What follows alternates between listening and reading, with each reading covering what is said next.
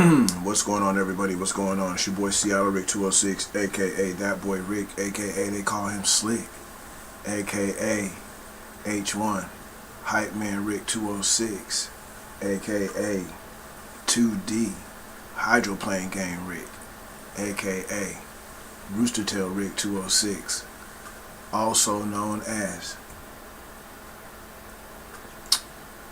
Rick McQueen Jr., Lead Promotions for Hydro 2D, the racing game. I appreciate y'all. Appreciate you guys for coming through. Appreciate you guys for coming through. Please take this opportunity right now. Please take this opportunity right now to like, share, and subscribe. You get what I'm saying? Like, share, and subscribe. Your boy Rick is about to take you for a ride. Shout out to Team Hydro 2D, Mr. Bruce Carson, Mr. Kevin Glenn. Appreciate you guys for allowing me to be a part of and promote this game. Hopefully I'm doing you guys justice, and I hope that I'm of help to the movement. I appreciate you guys coming in and visiting the channel and seeing the boats, seeing the game. You can go download the game right now, H1 Unlimited website. On the H1 Unlimited website, it's free, called Hydro 2D. Once again, it is free, and it's called Hydro 2D.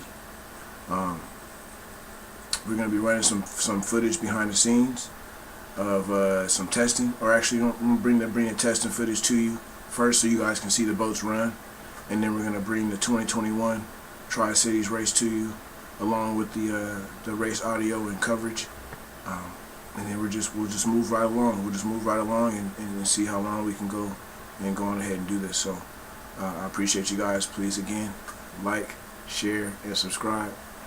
Your boy Rick about to take you for a ride.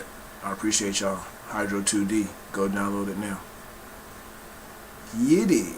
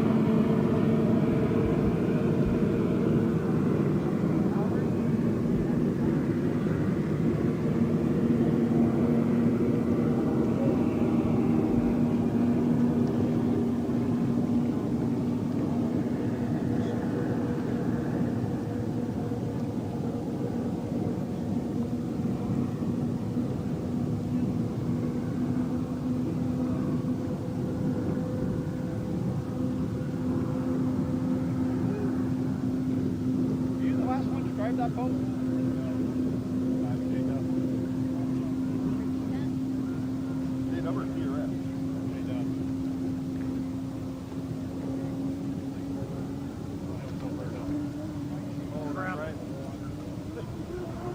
river racing, huh?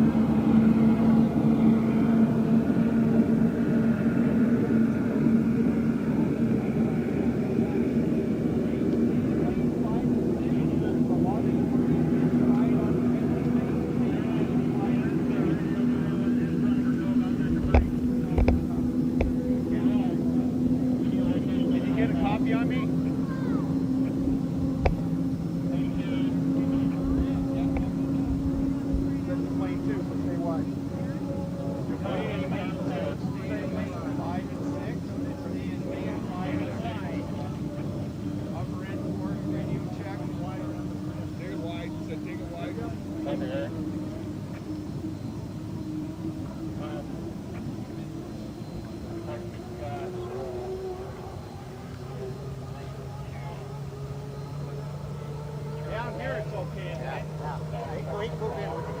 Stay wide.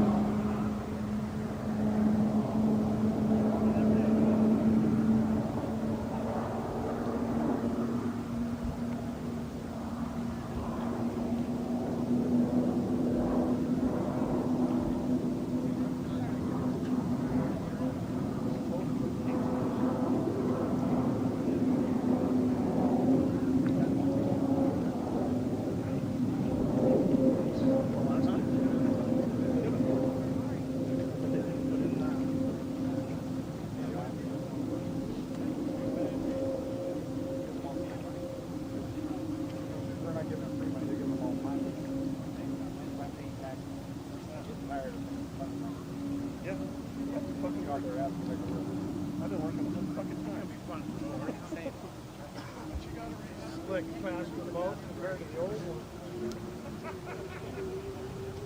Sorry.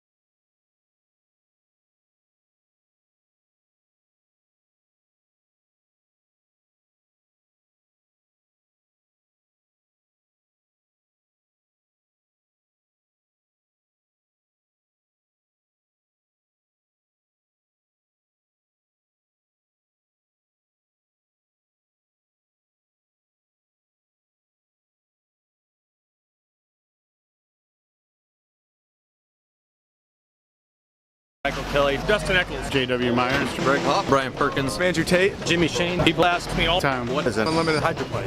Well, after 35 years of racing, I'm still trying to get it sorted out, but the best I can come up with so far, It's an airplane. it's a boat. Yes, it is a boat because we are on water, but the idea is We'll fly really close to the lake without getting too far up in the air. I get to go 200 miles an hour in here and make hard left turns. We actually experience about 5 Gs. Fast as hell. 200-mile-an-hour beast. So this is our engine, Lycoming T55. This is based out of a Chinook helicopter from the Vietnam era. Produces about 2,700 horsepower, What powers the boat over 200 miles per hour. and it's a gas turbine that's powered by jet fuel, but it's not a jet. It runs through the shaft. And then it gets connected to this gearbox. This gearbox has 3 gears in it. Goes through a propeller shaft. And what it does, it basically reduces the 18,000 RPMs coming out of the engine, and it spins the propeller about 9,000 RPMs. This is the propeller. This is what makes us go 200 miles an hour. This is our rudder. This is what steers the boat. It is connected directly to steering cables which go to my steering wheel. Direct drive, no power steering. This here is the skid fin. Or the turn fin. We can change the angle, the height, and the location fore and aft. And it is what controls the boat going around a turn. There is a metric buttload of pressure that sits against these. That's a technical term. Both sides there are two canoe type objects. These are sponsons. This is what the boat rides on. And also trap air to go underneath the boat. This is what picks the boat up and gets it up on the air and off the water. The more air under the boat, the faster the boat's gonna go because there's less drag against the water. This is the canard. On my left foot in the cockpit, I control this wing. It controls the speed and the attitude of the boat. More air under the boat equals more speed. Too much air under the boat equals blowovers, which can be disastrous. We have this rear wing section, and we can adjust it here on the trailer. It's a great big trim tab. Give you a quick tour of my office here. This is based off of an F-16 fighter jet cockpit. Kind of tight in here, kind of cramped. Very, very hot. Black boat, black driver suit. Temperatures in here get about 130. Kind of hard to drive, but it's the only thing I want to do in my life. This is an unlimited hydroplane. This is an unlimited hydroplane. This is an unlimited hydroplane. This is an unlimited hydroplane. This is an unlimited hydroplane. This is an unlimited hydroplane. This is an unlimited hydroplane.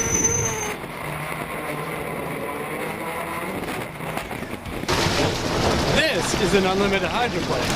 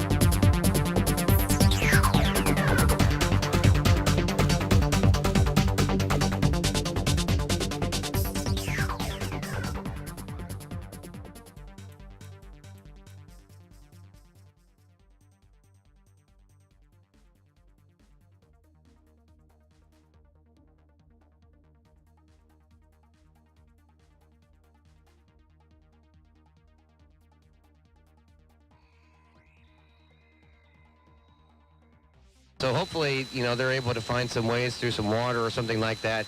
Or you trick yourself and put an ice pack in your chest right before you get into the boat. Or that's not a bad idea. Or find some way to keep yourself cool throughout the race, because Mike we talked about that, and he goes, that's the hottest he's ever been. And tomorrow's going to be even hotter. Yeah, actually getting a text message from some friends over on the Pasco side, and they're saying that it's just so different than they've ever seen it before for years. And that's kind of amazing over there with the, like we mentioned, the corporate tents and special areas. You know, they had the large vendor village. It's just not there anymore. And that allows everybody to, you know, have an outstanding view of the race course. No, and we'll be excited to see all those folks back next year. I mean, it's, you know, we aren't trying to dismiss them as theirs of anything. Oh, they may be here. They just had to bring their own tent. I just think I think they're people they're getting an opportunity they don't normally get. And next year, when we're back to full capacity and all the corporate tents are back and all that stuff, you know, we're gonna have just as much fun as we do this year. And I'm excited to see. I'm really excited for this race. I feel like this is going to be a race that is going to offer among the best racing that we're going to see this weekend. And Kevin, heading into this race, you're kind of keeping track of our points as we head into that final winner-take-all final tomorrow afternoon to wrap up the Hapo Columbia Cup at the end of Sunday's racing. After qualifying, let's go through some of those qualifying speeds that we have and who ended up getting the points. And all of a sudden, I've lost Kevin at Tire Factory Turn 2. There you are. Well, looks like we're going to head back down to the pits for our countdown. Go ahead, guys. All right. Okay. Yeah. So, anyways, as we are probably roughly 1 to the 5. I don't know if Brad or Glenn are there. That should have been the 5-minute mark. And here come the boats. That was the 5. Yep. Sorry, guys. 440 to the start. The 3 is the first off. Here comes the 40. 40, the 12 is off. The 8 staying. The last boat will be off. Will be the 8. Yep, and he is away from the dock. 1, 2, 3, 4. Time to go. H1 Unlimited Racing 2021 Hapo Columbia Cup. Buckle up, guys. Here we go. Can it be as good as the other classifications, the E350 and the GPs that we've seen so far today? Yeah, they've got something to live up to here. We'll find out. We'll find out. Look at these water conditions. Holy smoke, they're absolutely beautiful. No wind across the Columbia River course right now. Coming up on 4 minutes. 4 minutes to the start. Up the Griggs back stretch is the Griggs, the 3 with Jimmy King. Behind him, Dave Billwalk and the orange, black, and yellow Beacon Plumbing, the 40. On the outside, with a lot of boat speed in the Graham Trucking 12, Andrew Tate is going to overtake Bill Walk on the outside, heading into Shell Sun Market turn number 3. A lot of time left, but the 3 ones are the inside, and right now... Yeah, Bill Walk has cut across the Esco Electric infield to the front stretch. Sounds kind of Vilwalk-esque. Yes, it does, doesn't it? Yeah, now see if he doesn't do it again on the lower end. Now, Tri-Cities, J. Michael Kelly in the 8. Nope, he'll head up all the way around Shell Sun Market turn 3. Bill Walk is in 1 as we come down the front stretch. Jimmy King also wants that lane, apparently. Yep, he's going all the way down, and Jimmy King is going to cut the course right here. Yeah, King's going across 305. 305 to our start. Andrew Tate's still well outside, still kind of hanging out in lane 3, lane 4 area. Stay right. Will Miss Tri-Cities turn? No. Nope. I don't think Michael he's Kelly will not turned up here. He's pretty far back, though. He is, and he's way outside as he gets into Bunch Finnegan turn number 1. 244. On the Griggs backstretch, King. Bill Walk is going to cut through the Esco infield to the front stretch. The game is changing, Enzo. You're going broke. Will J. Michael Kelly follow? No, he's going to continue up the backstretch. Looks like Andrew Tate's going to continue up the backstretch as well. Guys, I've got some unofficial timing marks here that I keep an eye on. You don't want to be crossing start-finish line at 2 minutes. If you do, like Dave did, it's 2:15 right now. You're going to have to do something a little special here. Or you're not going to be able to get around the course just once. So watch to see if anybody's crossing right at 2 minutes. I also watch the entrance buoy down here. You do not want to be here at Jimmy King 1:30. is Here goes crossing. King. Now watch him with Bill Walk coming across. This is going to be interesting. Bill Walk backs off. Yeah, Jimmy King to the Griggs backstretch. Bill Walk backed off. They were... There was going to be a meeting of the minds there that neither one of them wanted to be involved in. Yeah, and we've seen that before with Tate and Shane in the last couple of years. They gotten tight up there. So here they come across one more time. Now you don't want to be down here at $1.30, and it's $1.33 right now. And here comes Andrew Tate. I think he's going to be a... Bill Walk and Jimmy King both cut across the Esco infield to the front stretch. Yep, and here comes Andrew Tate. He's going to claim lane number 1 in the 12 to Graham Trucking. Looks like Kelly wants to start this thing on the far outside. He's not even making a move to the inside. He's going to start wide. Tate bounced and found some hope there down here in Tire Factory turn 2. But yeah, Tate's going to claim lane 1. J. Michael Kelly's decided he's going to try to win this from lane 5. Wow. Well, he's scruffing off some speed. You know, he could do that and then pull back in when they get to start, finish, and start the race. Well, they're kind of getting lined up now.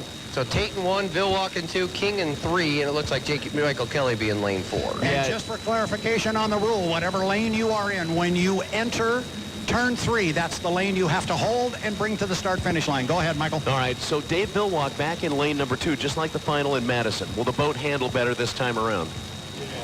Well, we talked about that earlier. If you're in lane 2, you do not want to be second across the line.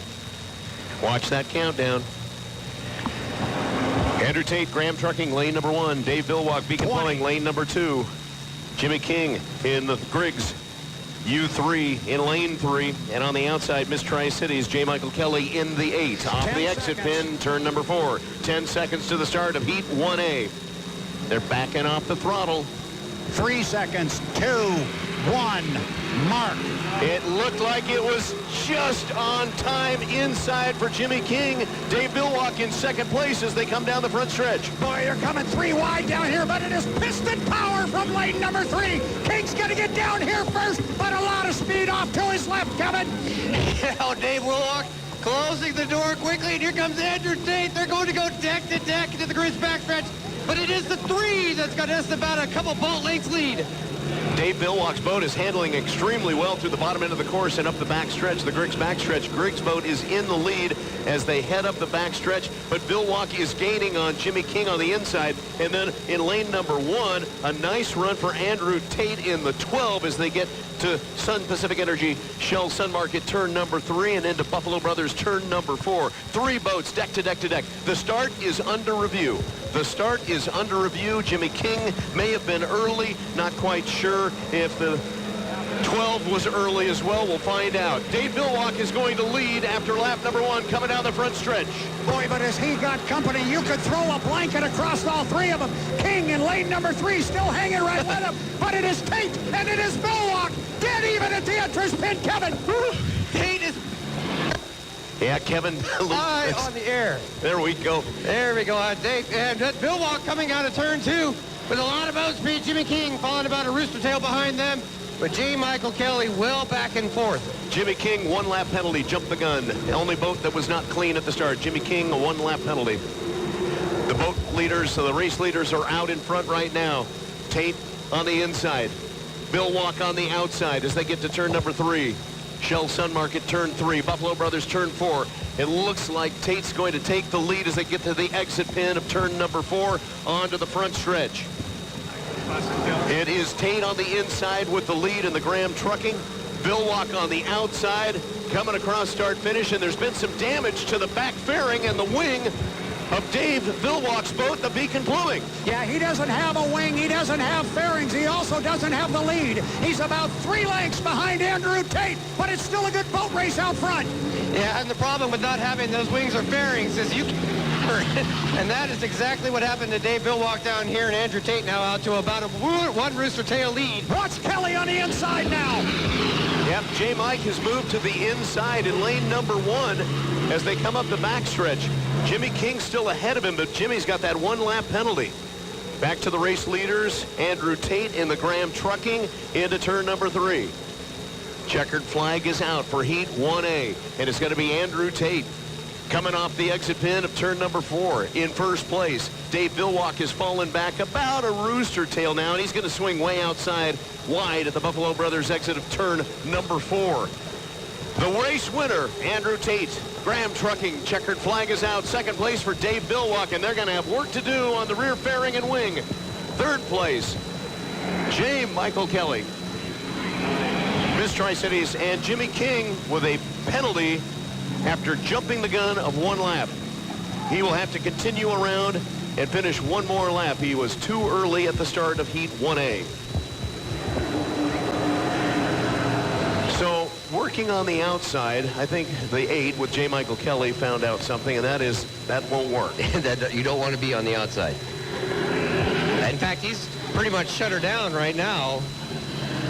Just kind of going in front of the fans down there, past the start-finish line, headed towards the pits. Now he picks it back up.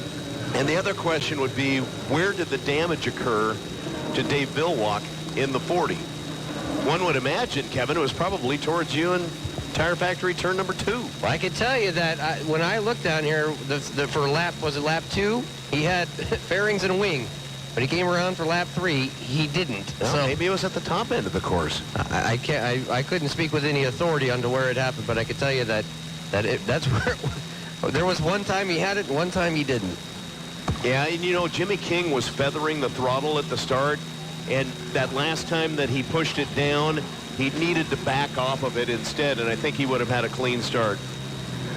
Yeah, it looked close. It looked from here, which admittedly I don't have the best angle, but it looked close. When you shop with the Shipt app, you open the door to delight. Because with Shipt, every day has that new toy smell. Whatever you need, however you need it, we're at your door. Shipt, delight in every delivery. Everybody wants a healthy work life and life, where you can dream big in tech or medicine, or where you get to reinvent the automobile, all with easy access to this, and this. This is Michigan. This is where big careers shape the future. You know, guys, I'm walking down here, and we'll get a conversation with Dave. We'll certainly talk to Andrew, and we'll try and find out where the damage occurred and so forth. And we'll try, if we can, to get a word with Jimmy King, because that boat showed me an awful lot of speed on the far outside. But points and a victory in Heat 1A. And now we get to see how the 1 handles with other boats around it. You know, that's really the key, is what's going to happen, and did they change things up after, you know, putting themselves in position for a good hot qualifying lap? Maybe they changed some things up, and hopefully they went the right direction for competition. Joining us on the broadcast, Jeff Winnie with Bosch Appliances, and I know that you're a big part of hydro racing. You've been coming to Tri-Cities for boat racing since the 70s. 50 years this year, minus last year. My brother and I been coming over every year. Got some great stories over the years. What's your favorite part about racing in the Tri-Cities? And obviously you have the opportunity to be over at Seafair as well. It's the people over here. It's the family. It's everybody comes together. Everybody loves boat racing. They all pitch in. All the teams, if somebody's not having a good day, they'll pitch in. And you're right here where the action is, you know? Yeah, and it sounds like somebody needs to pitch in a rear wing for Dave Billwalk. Yeah, I saw the damage. Great racing, but, yeah, you know, he's aggressive. He's never let off the throttle. All right, Heat 1B getting underway. Jeff Winnie with Bosch Appliances. You'll find them at Bunch Finnegan, 90s Columbia Drive in Kennewick, and go to bunch.com. They're heading to Kevin, Tire Factory, turn 2. 3 boats right by me now. The 11, the 1, the 9, all right next to me. The 440, they'll be the last off the dock. It's working its way towards me now as they head down to the Griggs backstretch. 3 minutes and 56 seconds, 3:55. Well, where do you want to be, Brad? Golly, where do I want to be? I want to be out front at the end of the 3rd lap. Going out on a limb on that one. You know, with this heat and the way it's set up and the way the qualifying played, I don't know how hard Jimmy wants to really go out there and fight for an inside lane. But to your point, Michael, Corey's got a fast boat. They put the right combination in it, and he'll have his hands full if he wants to try and drive around Corey. So I don't know. I don't think you, and we say this every year, and it's the old line. You can't win the Columbia Cup today, but you can sure as heck lose it. So nobody wants to do anything stupid here. Go out and get a bunch of points. Heading down the front stretch to Bunch Finnegan turn number 1 is the blue home street, the U1 with Jimmy Shane into turn number 1 now, followed by Corey Peabody in the 9, Pinnacle Peak Consulting. Then you have Jamie Nielsen in the bright J&D's 11. And just into Buffalo Brothers turn number 4, the 440 Bucket List Racing with Dustin Eccles onto the front stretch. 250. The 11 is cutting across the course right now. And Jimmy's going to go in front of him. He's going to come out of the corner in front of Corey Peabody. He, Jamie Nielsen in the 11. So Nielsen will settle in on the Griggs backstretch over by the home street. Peabody will pass him up the backstretch. Oh, look at Dustin Eccles will go across the Esco Electric infield now to the backside. I forgot about Dustin. Keep an eye on Dustin. He'll probably put that thing on the far outside. 220 to the start. Yeah. That's what Dustin generally does when he's out here, is he'll just kind of stay out of everybody's way. For now, you've got the 1 on the inside. And they're going to go all the way around the race course. You watch. I don't think you're going to see anybody cut where they are right now at 2 minutes. Yeah, it'd be too early to cut front to back, wouldn't it? I think it would. I think they're in really good shape. Right now, they can squirt it a little bit and come down here and give us the lanes they're in right now, Michael, as they come by. Well, lane number 1, you've got Jimmy Shane. Jamie Nielsen is probably in lane number 3. I mean, he's technically going to slide over and be in 2, but he's pretty far outside. And then in lane number 4, we'll call it, is Peabody in the 9. Eccles, lane 5, way outside as they come down the front stretch. There's just a lot of room right now. And it looks like they're kind of tightening the field up as they head down the front stretch to Bunch Finnegan turn 1. Yeah, and I think you're going to see a pretty quick start here because it's 1:20 until the start. You don't want to be here at 1:30. Well, they're down here at about 1:12. And Dustin Eccles in the 440 on the far outside is caught up with everybody. Shane in 1, Nielsen in 2, Peabody in 3, and on the far outside, Dustin Eccles. Jamie Nielsen's getting caught right into the wash of Jimmy Shane, though. 1 minute. Jimmy Shane was, I'm not sure what Jamie trying to do there. Nielsen was down below and getting into lane 1, getting caught in that wash. So they've been quite a ways outside on the front stretch, but lost some real estate heading through Tire Factory turn number 2 to the Griggs backstretch. 40 seconds. 40. Jimmy Shane in the home street, lane number 1 for the 1. The 11, Jamie Nielsen, J&D's, lane number 2. Corey Peabody in the 9, Pinnacle Peak Consulting, lane number 3 on the outside in the 440 Bucket List Racing, Dustin Eccles. Shane on the inside. Countdown to the start of Heat 1B. 20 seconds to start at the apex of turn number 3 into turn number 4 for Buffalo Brothers at the exit pin. 10 seconds. Nielsen, Peabody, Eccles. 1, 2, 3, and 4. 3 seconds. 2, 1. Mark. I don't know if Peabody was early, but he's leading back down the front stretch into Bunch Finnegan turn number 1 in lane number 3. Yeah, it's Corey Peabody with a lot of speed on the outside. We'll check on the start and see if he was legal. But, boy, you want to talk about having a whole lot of speed off to your left. He's got Nielsen and Shane off to his left. Shane just closed down the distance just at a heartbeat there. So Jimmy Shane on the inside, still in second place, but reeling it. Officially, our start is under review as Corey Peabody leads by a half a rooster tail coming up the back stretch. Dustin Eccles is falling back in 4th place in the 440 Bucket List. Watch Jimmy Shane, top end of the course. He's probably going to take the lead away from Corey Peabody. Shane on the inside, shorter track around. As they get to the apex and head over to Buffalo Brothers turn number 4, it's going to be Shane in the lead. As Peabody pushed a little farther out wide, lost some boat speed. Nielsen is in 3rd place at the exit pin now. Across the start-finish line, it's going to be Jimmy Shane, your race leader. 153.557 miles per hour for Jimmy Shane, lap number 1. Coming down here to the lower end of the race course, we are on lap number 2 of 3. It is Jimmy Shane. Got pretty much a full rooster tail on Corey Peabody. But Corey Peabody is having to run way on the outside, Kevin. Keep an eye on him. He can't move over because Nielsen is still in there. Yeah, he can't drop down to get down next to Jimmy Shane, so he's going to have to kind of keep it out in lane 3.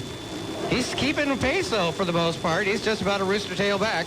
Jamie Nielsen rolling up in third. Yeah, Nielsen in third place on the Griggs Ace Hardware backstretch as Jimmy Shane starts to pull away a little bit from Corey Peabody. And again, with lane number 1 position, he should have an easy time maintaining or extending the lead after going into Shell Sun Market turn 3 and Buffalo Brothers turn number 4. Race leader is the one, Jimmy Shane in the home straight.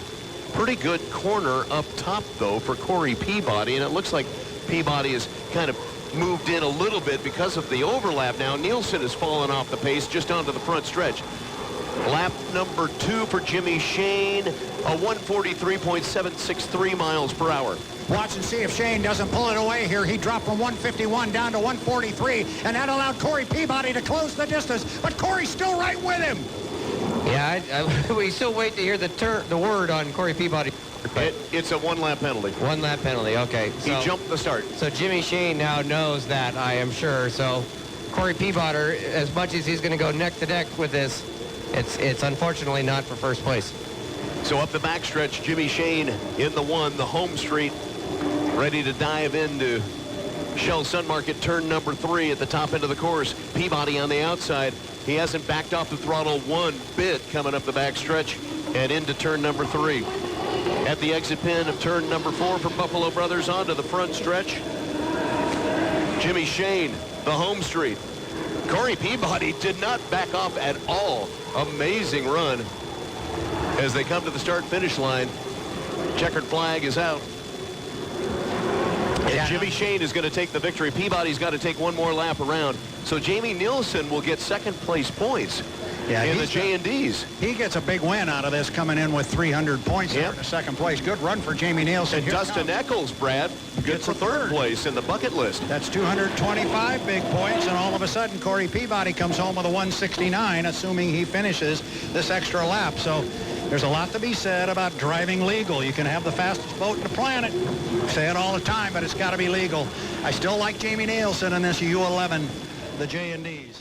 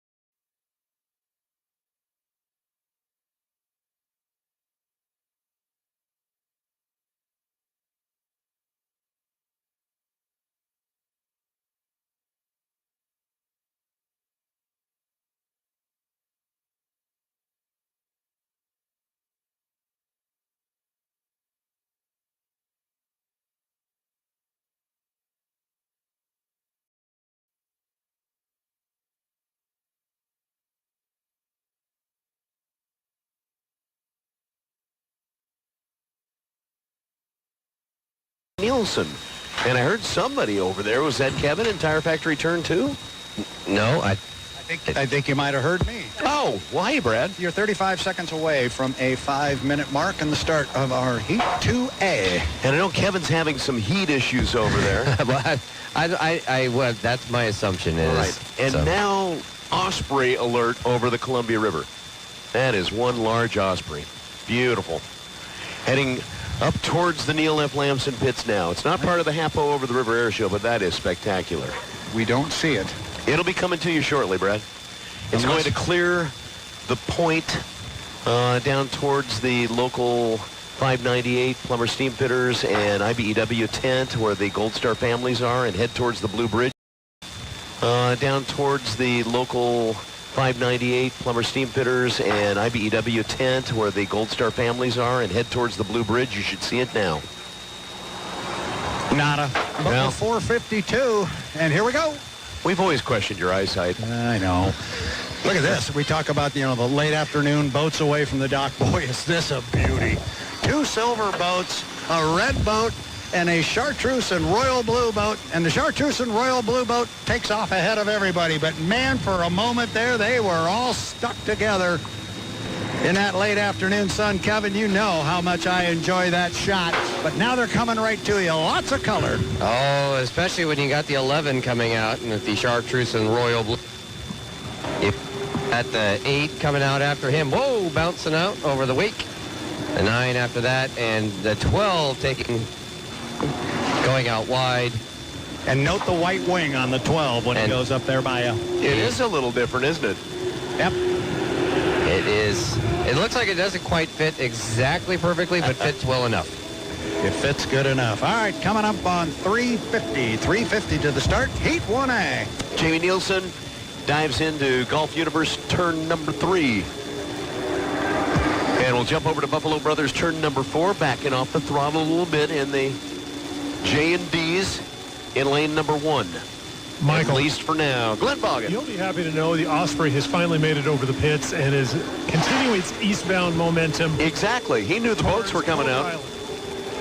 He knew the boats were coming. Oh, he's heading to Clover Island. Fantastic. Oh, I just wish we'd have strapped a GoPro to him. There you go. Shot of the pits. Boy, what a pretty picture right now. Graham trucking on the outside. Andrew Tate.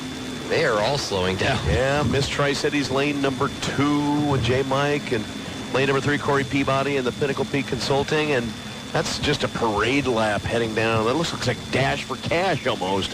It does kind of look like that. They're all set up now. Tate starts to give it a little bit of a squirt on the outside. We approach 2 minutes and 50 seconds. 2:50 until the start. Kevin, boy, there you go. Got a camera? Snap that one. I walked away from my camera, but yes, it looks great. But I think Andrew Tate's going to try to get out front.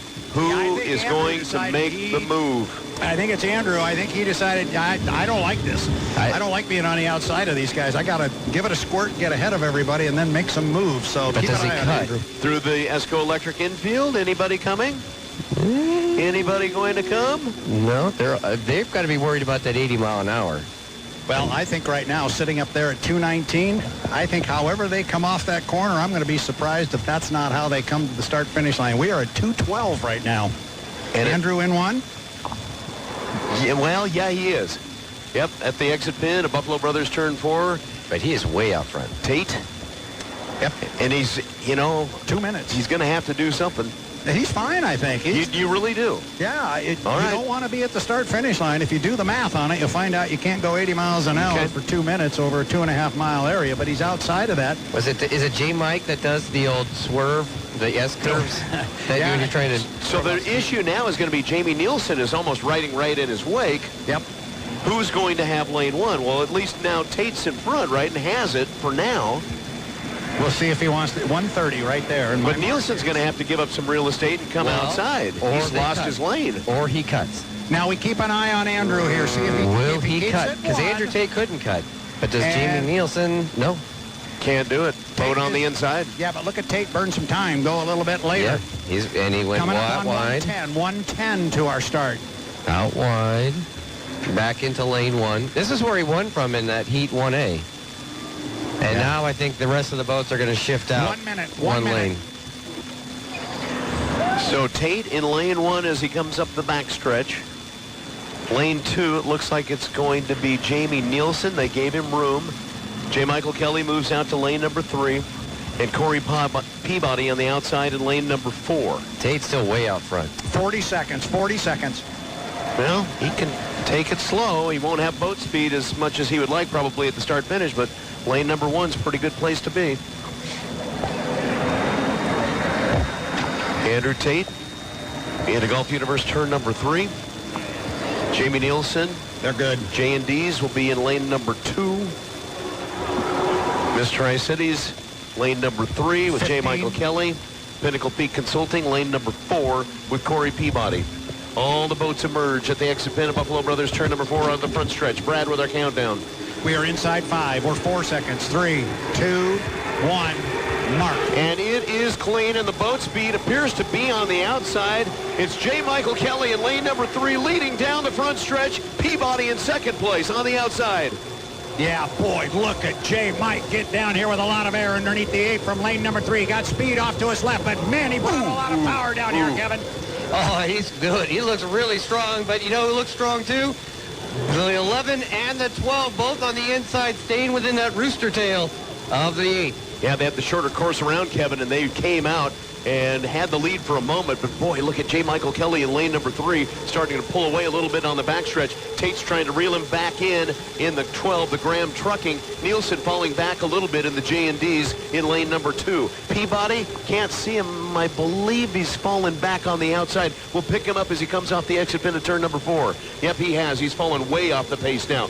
Race leader, it looks like it's almost deck to deck now. Tate on the inside, J. Michael Kelly on the outside, and J. Michael Kelly really has a lot of boat speed. Nielsen is climbing back into this and may take over second place by the time they get to Butch Finnegan, turn number 1. Yeah, Kelly's leaving a lot of room in there for Nielsen. He's driving down the hallway, but it's a pretty wide hallway right now. But it is Kelly down here first with a couple of boat lengths. Yeah, but Tate is making up that and going to maybe take the lead into the Griggs backstretch, but he has to slow down, and so J-Mike with his boat speed able to get back the lead as they head back. Yeah, Peabody has fallen back up the Griggs backstretch. The race leader right now on the backstretch is J. Michael Kelly in the 8 Miss Tri-Cities. Second place on the inside, lane number 1, that's going to be Tate in Graham Trucking. Jamie Nielsen has fallen back off the pace. He's now a rooster tail behind Tate in the 12. Now, the real question is, can Peabody catch up and take over third place in the 9? Head to pin, onto the front stretch. It's going to be J. Michael Kelly with the race lead. Tate challenging on the inside, but falling back a little bit. The white flag is out. The race leader, J. Michael Kelly, in the Miss Tri-Cities down the front stretch into Butch Finnegan, turn number 1. Yeah, well, all of a sudden with Nielsen dropping back, Kelly's been able to tighten it up on Tate, and that's the difference right now. He's driving lane 2 instead of lane 4. And that has been a huge benefit to him because no longer does Tate have all that inside distance, that shorter distance. And J. Michael Kelly's got just only a slight longer track. He's able to maintain that boat speed in lane 2 and fly down the backstretch. Tate gained a little bit of ground through Tire Factory turn number 2, but J. Michael Kelly starting to pull away coming up the Griggs Ace Hardware backstretch into Golf Universe turn number 3 at the top end of the course. On the inside, Andrew Tate in the Graham Trucking. Can he gain more ground on the inside? The checkered flag is out for Heat 2A. He will not be able to catch J. Michael Kelly at the exit pin of Buffalo Brothers turn number 4. J. Michael Kelly in the Miss Tri-Cities takes the checkered flag in Heat 2A. Second place will go to Tate in the Graham Trucking. The battle for third continues. Peabody on the outside, on the inside, Nielsen. Jamie Nielsen in the J&Ds will take third, and the fourth place for Peabody in the Pinnacle Peak Consulting number 9. Fantastic run, and you know, we talked about how good the E350 races were, how good the Grand Prix America races were. That was a fantastic unlimited heat of racing. So, your winner will be the 8 with J. Michael Kelly, Miss Tri-Cities. And a second place finish for the 12, Andrew Tate in the Graham. Third place, the 11 J&Ds with Jamie Nilsson and Corey Peabody in the Pinnacle Peak Consulting finishes in fourth place. So important for Mike to get into lane 2, I think. You know, the other important part on that, it was a clean race. Nobody made a mistake. Yeah, no, I the start looked, well, again, I don't have the greatest angle. It looked great. But yeah, Mike getting down to lane 2, it was just so important for him, I think, to not have that 2-lane difference. That 1-lane difference, you're still going a longer way, but at least you're knocking down the difference. Fastest lap was the 8 J. Michael Kelly, Miss Tri-Cities in lap number 1, 154 miles per hour and change in competition. Wow. Yeah. Whoa, that was for the 8? Yeah. Oh, and I was just about to make the comment that, yeah, he was running in lane 3 from the perspective that there were 2 boats inside of him, but he was running that thing at about lane 5. You talked about it being a clean race, and it was very, very clean. I made the comment, I think, at one point that Nielsen was driving down the hallway, but it was a pretty darn wide hallway. And so to run a speed like that out as far as he was, that's cooking. Yeah, 154.62 miles per 8. The dock heading to Tire Factory turn number 2, Kevin Rounce. Yeah, Jimmy Shane in the Home Street Blue trying for a perfect Saturday. Top qualifier, won first heat. Now he's going to try to win Heat 2B. And you go perfect on the first 3 events. That's a pretty setup. Pretty solid, yeah.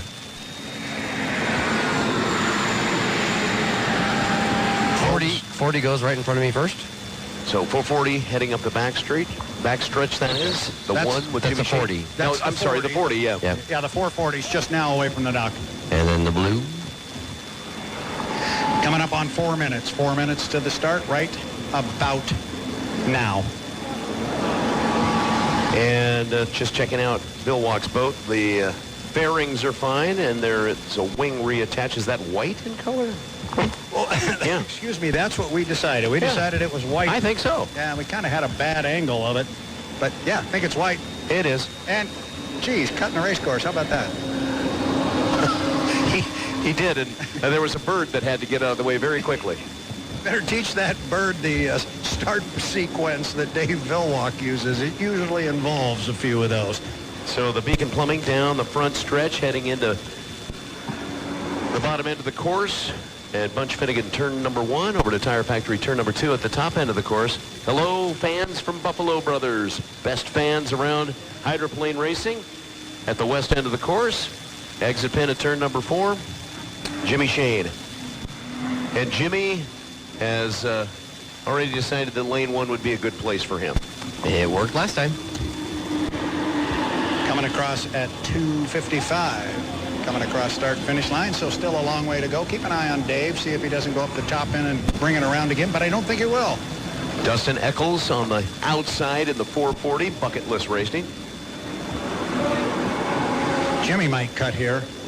Yeah, he's slowing down, isn't he? Yeah. He's backed off the throttle quite a bit. Bill Walk is through the Esco Electric infield to the front stretch. Well, there, I'm going to stop trying to crawl in ahead of these guys. I got both of those wrong.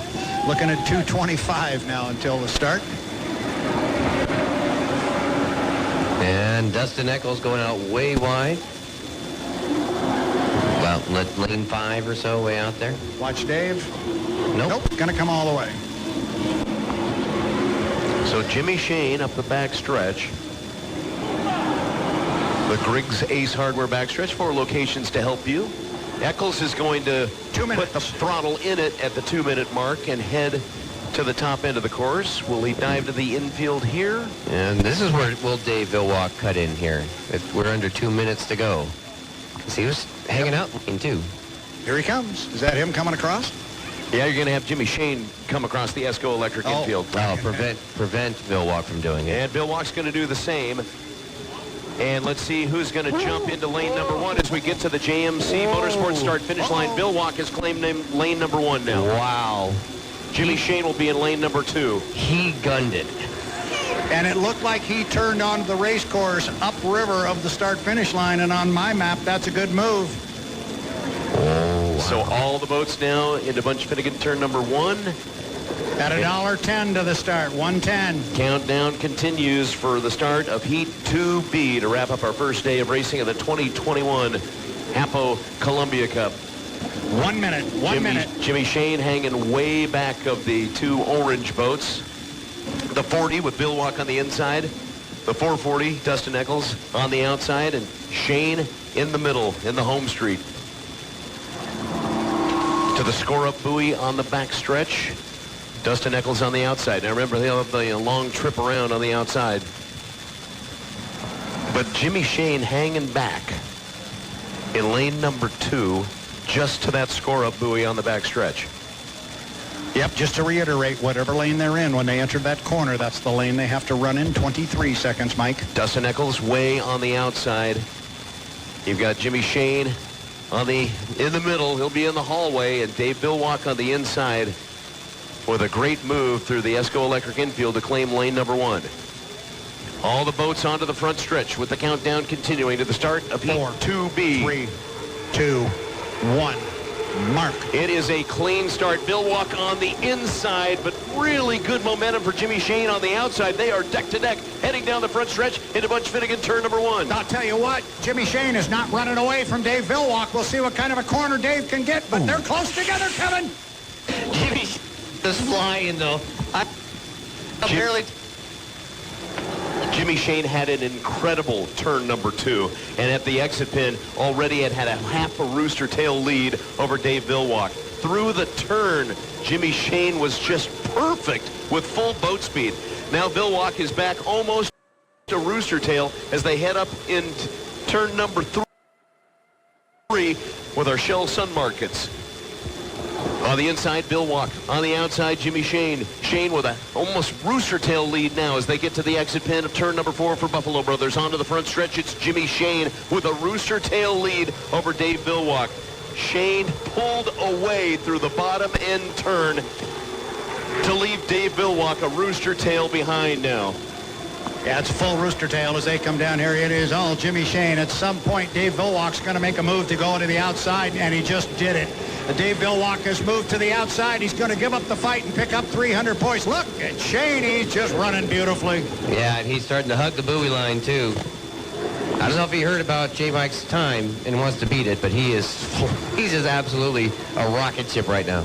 Well, when you list the boats that have the potential to beat Jimmy Shane, I think you could probably now remove the 40. Well, on the backstretch, it's a 3 rooster tail lead now for Jimmy Shane heading into the Shell Sun Market, turn number 3 at the top end of the course. Buffalo Brothers turn number 4. Jimmy Shane has extended his lead with a near perfect turn. A little bit of rough water at the exit pin, but he's fine. On to the front stretch. Maybe tomorrow we'll get an opportunity to see the 1 and either the 8 or 1 and the 12. I wanted to see the 1 and the 3 out there, honestly, and it's just a shame we don't have Jimmy King in the Griggs Ace Hardware boat. Jimmy coming down here to the lower corner on a third and final lap here of our Heat 2. White flag is out, and Dustin Eccles in third place with some big points for the 440 bucket list. Some rough water down here right now. But Jimmy gets through it without too much trouble. Yeah, Dustin Eccles backing off the throttle coming across that start-finish line.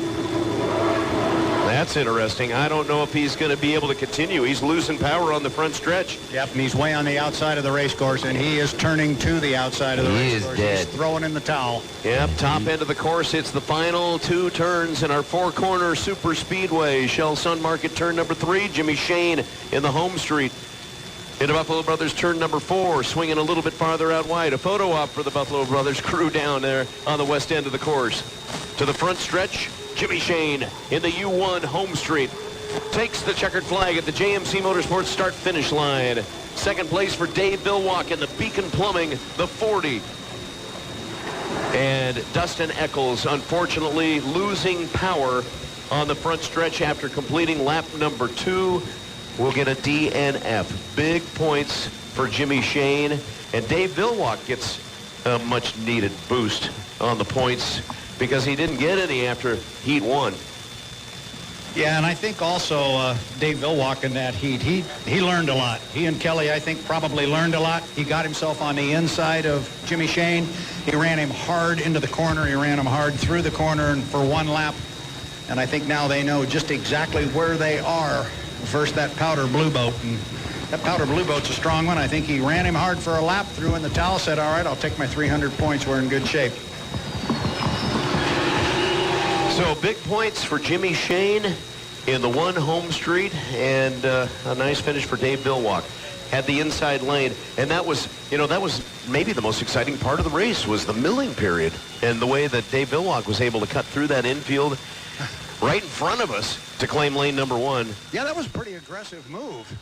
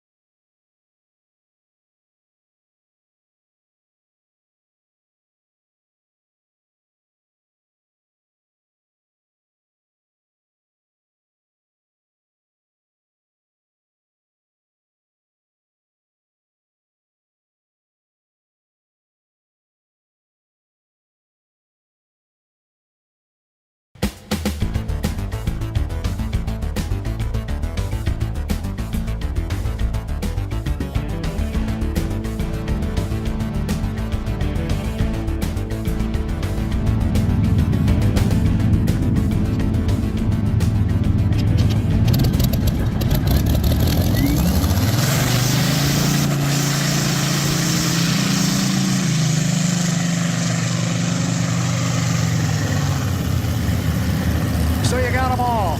Derek, that is quite a piece of history that's sitting right in your lap. Oh, that it is, and we've seen a little bit of this boat earlier on during the H1 Unlimited qualifying, taking a spin midway through it. We know this boat can move. Yeah, watch David up here. See what he does. He's got the other 3 boats coming down the front straightaway. David's starting to leg it out a little bit. I thought he might. He's going to run up and just catch him. But this is going to be something special. Michael McDonald, take him away. You got 3 right in your lap. And it's a parade lap as they come over the front stretch. Paying back on the inside. Squire Shop lane 2. The Blue Blaster in lane number 3. And look at David Williams at the top end of the course in that Budweiser at the exit pin of turn number 4 onto the front stretch. He is trying to reel them all in, and they're kind of waiting for him.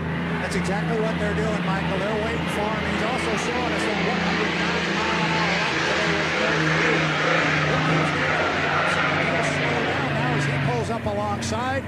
You were talking about a photo op. Now the other 3 boats see him to their right, and on the outside, lane number 1 is the Pan Pack. Lane number 2, the Squire Shop. Lane number 3, the Atlas Van Lines. Lane number 4, and on the outside, the Griffin Budweiser. Final heat time of the 1981 Columbia Cup. Those 4 boats were all in it. Look at David Williams, Derek. He's right out against the outside course markers in that Griffin Bud. Oh, that is. Talk about living life right on the edge. He's got to be within maybe 3 feet of that buoy, trying to take it now on the outside as we got some racers here jockeying for position. Looks like some movement in the middle there, lanes. Wow. Absolutely incredible on the Griggs backstretch. Takes your breath away, doesn't it? What an amazing sight. Welcome to the time warp almost 40 years ago. Pan Pack, Squire, Atlas, Budweiser. 41 years, actually. You could throw a blanket over them. They are deck to deck to deck to deck as they come up into Shell Sun Market, turn number 3 at the top end of the course. White flag. Be a beautiful sight to see them as they come around the apex into White's Finished Furniture, turn number 4. Our Buffalo brother friends up at turn number 4, too. Get your cameras ready. And there it is. There's your photo. That and the upside-down Red Bull helicopter. Get the cameras out as they come to the John Mosteller Memorial start-finish line. Pay and Pack, Squire, Atlas, Bud.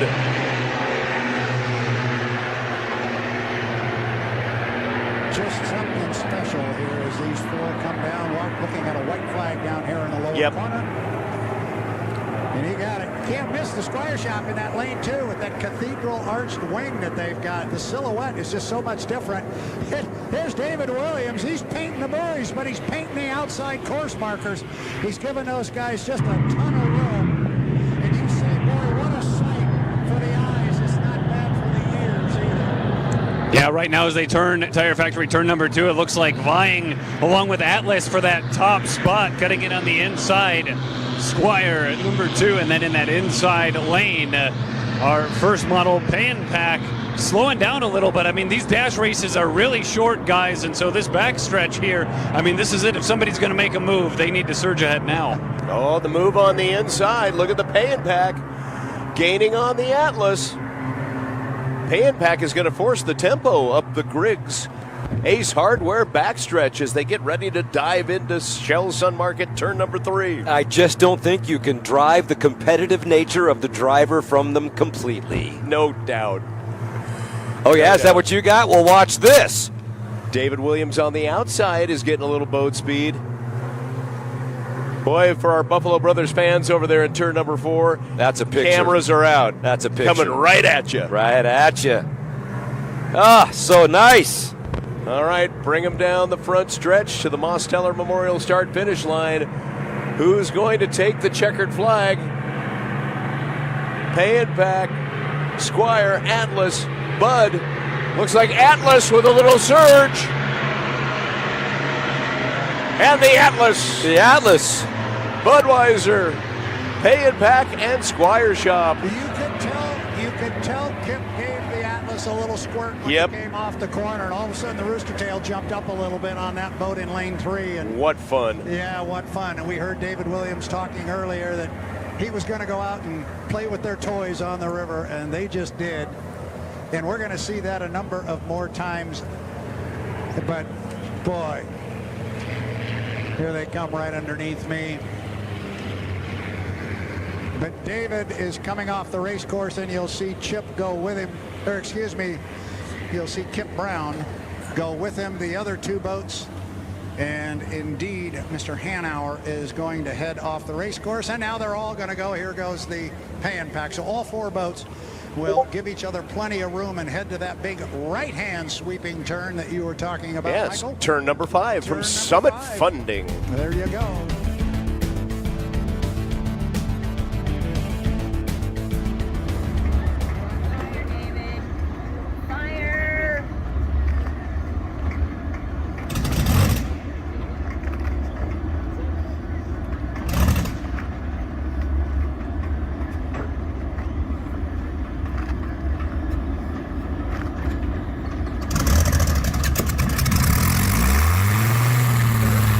Just a note for all those that are in the river, it is now time to get to the shoreline, please. All swimmers, all waders, we need you up out of the water on the shoreline as the hydroplanes come out of the pits, and now we can start to see, with the blue bridge in the backdrop, the Budweiser Griffin. David Williams.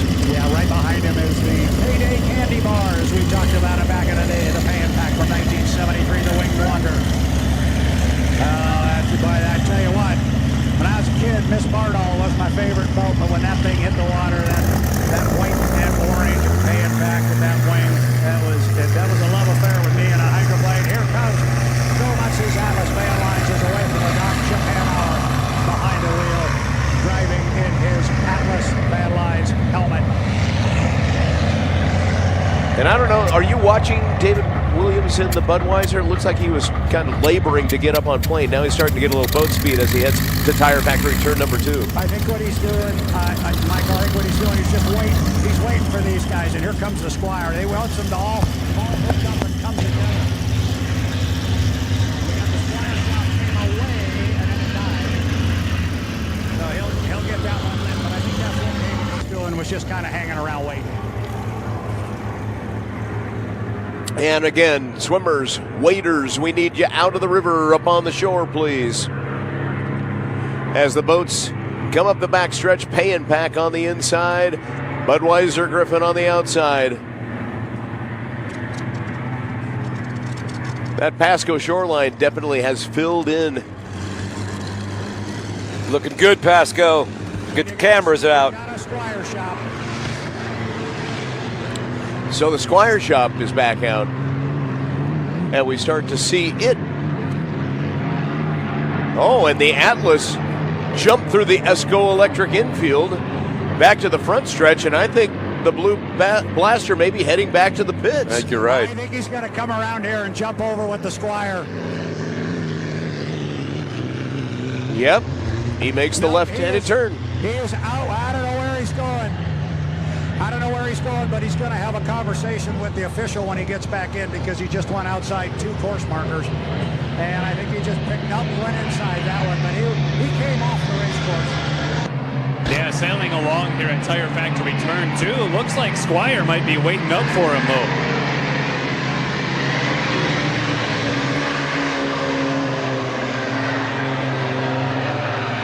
Coming down the front stretch. Budweiser on the outside, Pay and Pack on the inside.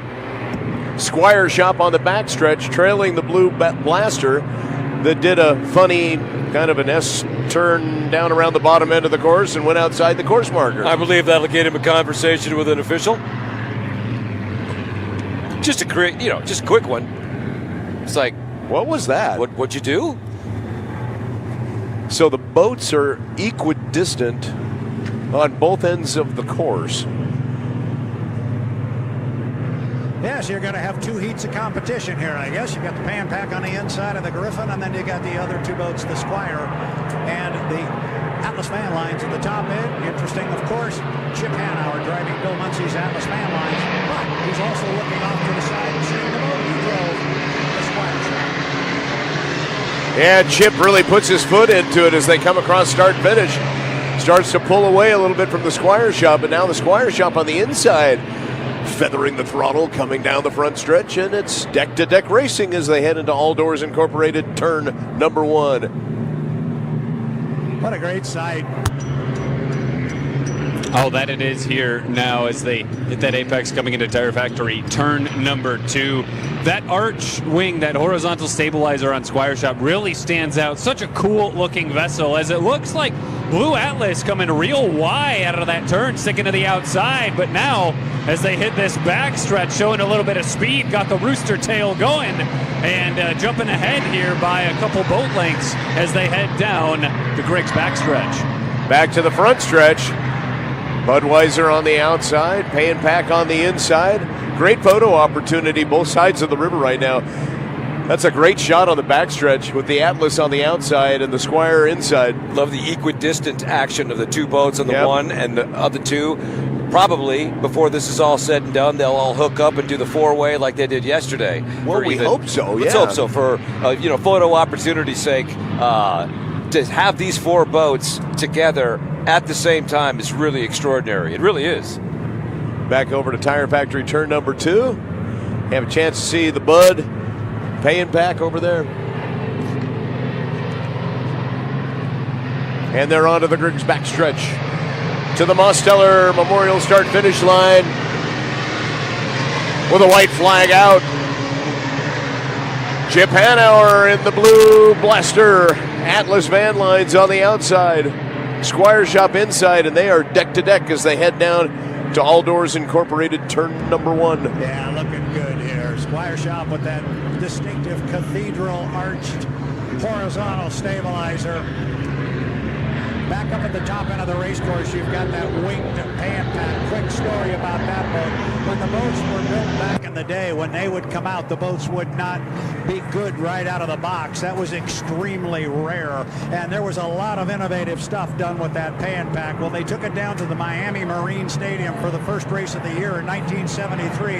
The course record was 112. Mickey Riemann put the Pay and Pack in the water, ran a lap just a tick under 120, and everybody went, wow. That's incredible, and that Miami Stadium was built just for hydroplane racing, just for boat racing.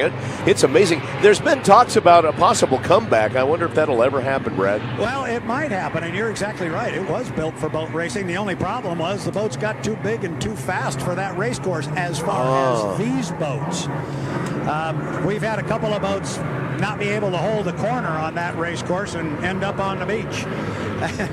And that's not a good thing.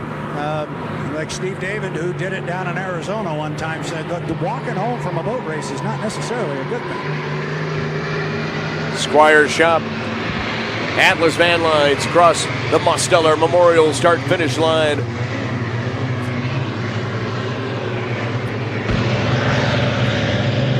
On the backstretch, final pass, Budweiser, Pay and Pack, and they are deck to deck. Certainly seems that way. Maybe less than half a boat length in between the two. Well, I tell you, Chip was dancing the sponsons on the Atlas. That was pretty good. Just to finish real quick on that story about the Pay and Pack and the very fast qualifying speed. Oh, they followed it up. There were 3 preliminary heats. They took first in all 3. There was a final heat. They took first in that one, too. And so everybody knew right then that was going to be the wave of the future. That was the boat you were going to have to beat.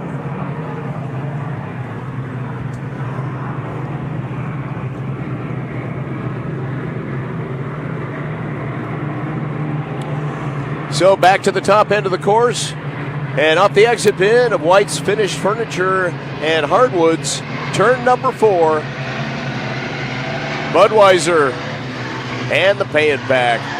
And a photo finish across the Mosteller start-finish line. Too close to call. Just amazing.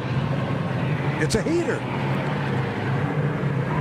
And 2 more coming out of turn number 4. And hello to our Buffalo Brothers friends up at turn number 4.